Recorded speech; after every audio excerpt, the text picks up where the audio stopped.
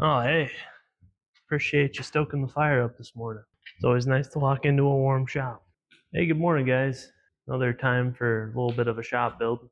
Recently, I got to borrow my buddy's trailer, and so like all things, if you borrow something, you try to return it a little bit better than when you borrowed it. There's three main things I want to do, right? 1, 2, 3. And if we can get to a fourth one, I'd like to. Let me show you. All right, so a lot of it has to do with this rear end here. There is one up front, but number one's the bar that holds the ramp up.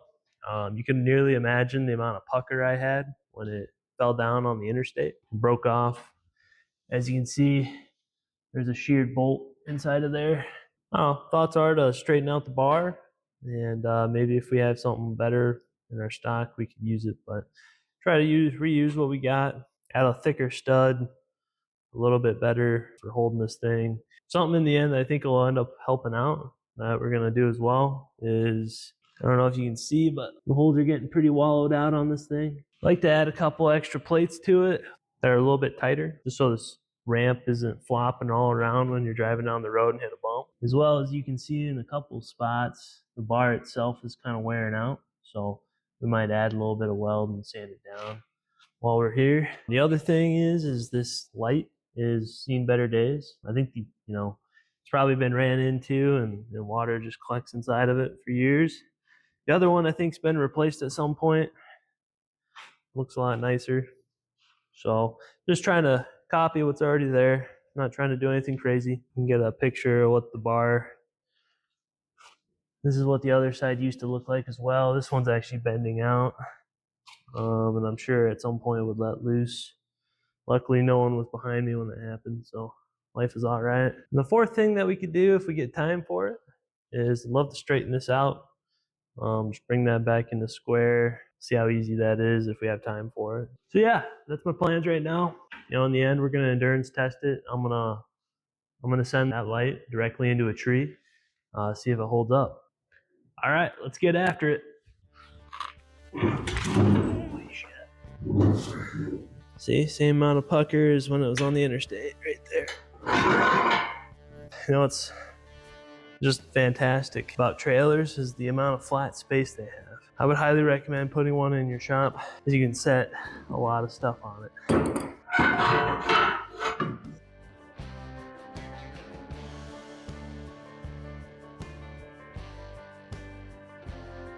All right, so first look, this is about 25, a little over 25 millimeters. Just kidding, I'm not a drug dealer. Let's go to inches. 25 is an inch. So we'll go ahead and cut out some plates, and we're gonna go ahead and weld them up. After doing a little bit of measuring, it looks like sitting right at about 2.5 by 2.5 inch square. We get the job done pretty good. Good measure. I want to weld one on each side of the little ears. So need these guys. For this job, since I don't have the metal circular saw situation figured out yet, go ahead and go with plasma.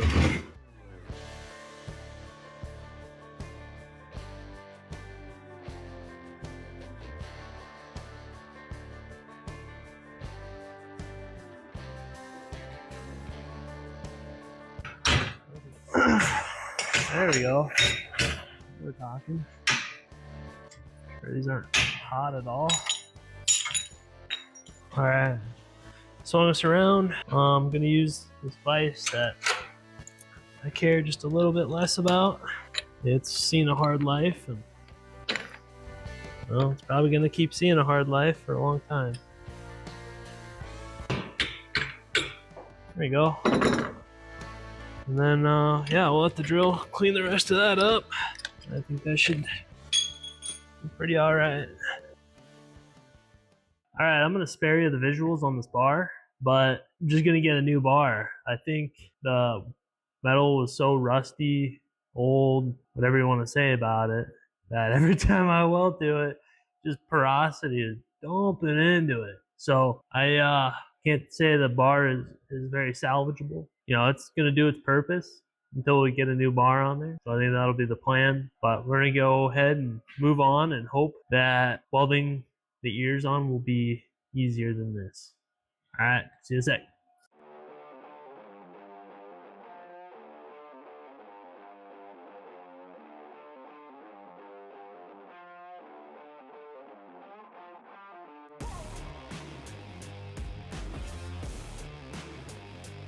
All right, we're gonna let those cool down for a little bit, and while we're doing that, I'd say next would be to work on this retainer for the two arms that hold the ramps up while you're in transit. So I'm gonna get both these bolts taken out and kind of size up what I have, and we'll go from there.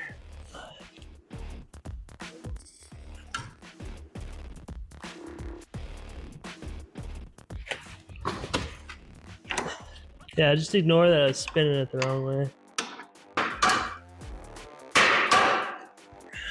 Well, that was dumb.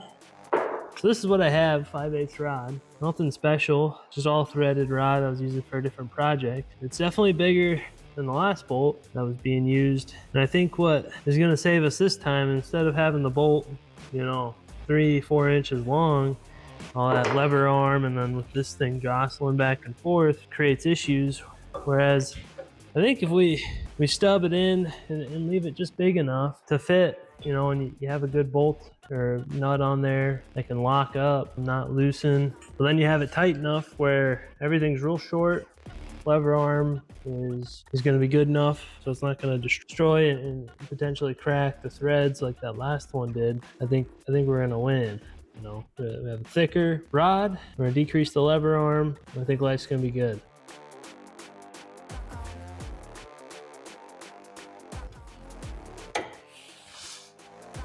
That ain't going anywhere. All right, then we drop the hottest bead we can on it.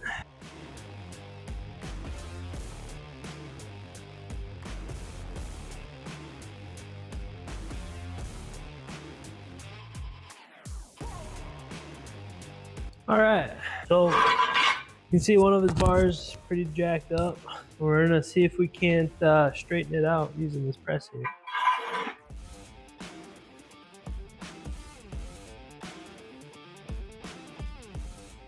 All right, it's not perfect, but I'd say it's heck of a lot better. So we'll get that put on. All right, we did have to open up both the holes on the bars. Let's go ahead and give this thing a try.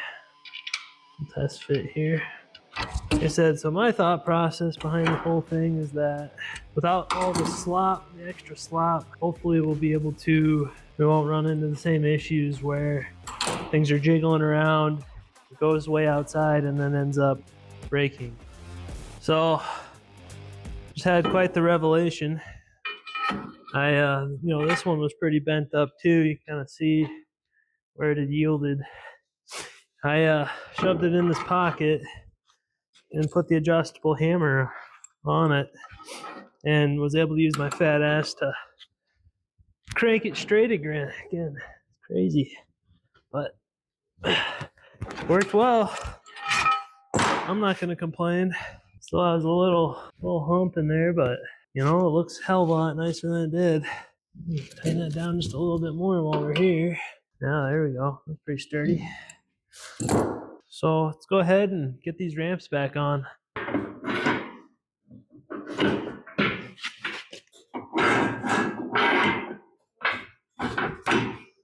I think biggest takeaways from this should be to help your friends out.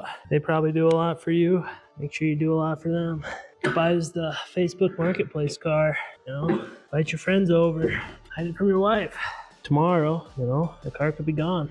Never know. Live every day like that car on Facebook Marketplace is gonna sell. You know what? He's gonna sell the guy that bid half price. If no one else hit him up. Don't let those deals slip away. Invite your friends over, work on them.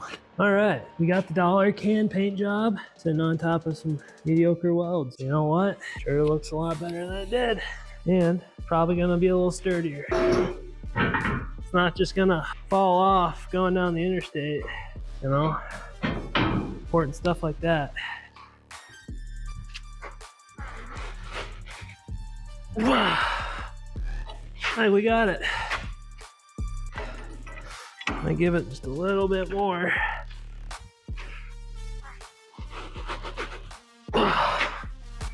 That'll do. There we are. Got that all put together real nice. Real happy with that. So now, take a look at that little mummy. In theory, if life is good, it's a 4x4 square.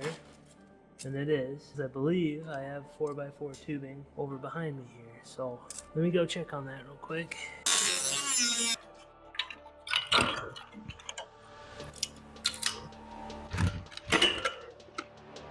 There we go. All right, we are completely free. So what we're gonna do is get a good eyeball on dimensions of this, and we're gonna cut out the new square tube. We'll put an end on it. We're gonna get the circles all cut out. We're gonna be busting out the plasma torch again, and we're gonna get after it.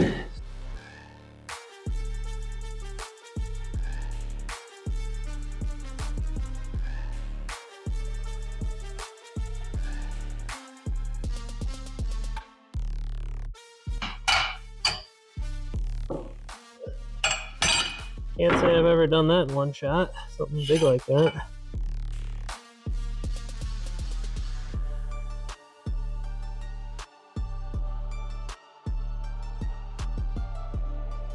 Just hold this thing up here and put a tack on it.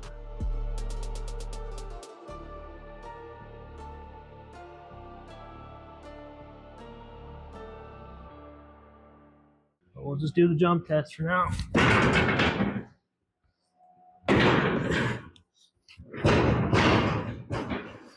Alright, taillights won't fall off anymore.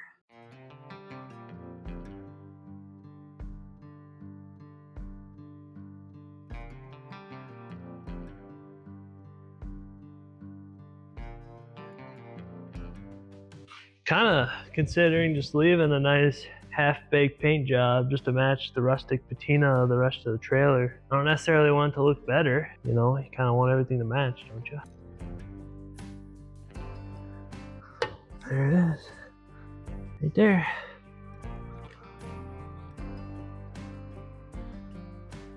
I think that's actually how deep they sit. Now look at that, absolute beauty.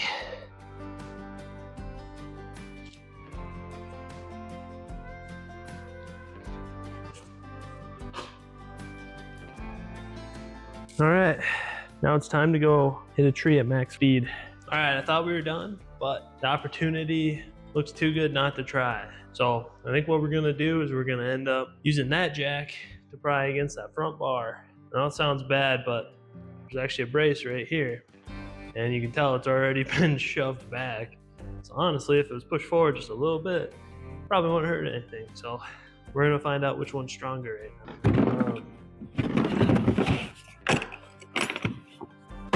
You guys have ever used one of these, but it's a little electric jack for side of the road emergency repairs, but so far I've only used it for dealing with crap in here, so we're gonna find out here. To power it, I have my Ryobi powered box that I made to work with the air compressor, and then in general just provide 12 volts to anything that needs 12 volts. And it's actually worked really good for me so far. This part screws out quite a bit. We'll see if we can just go metal on metal here. I don't want to go out too far to where it messes with the geometry and stuff, but flip on the go switch and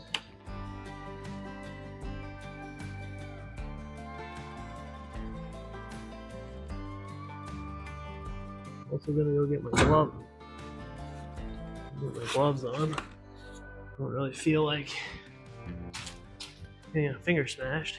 For cheap, easy to find ones, these are the rugged wear from Menards. I like them because they go out further on your finger versus some of the other ones. And they're pretty comfy.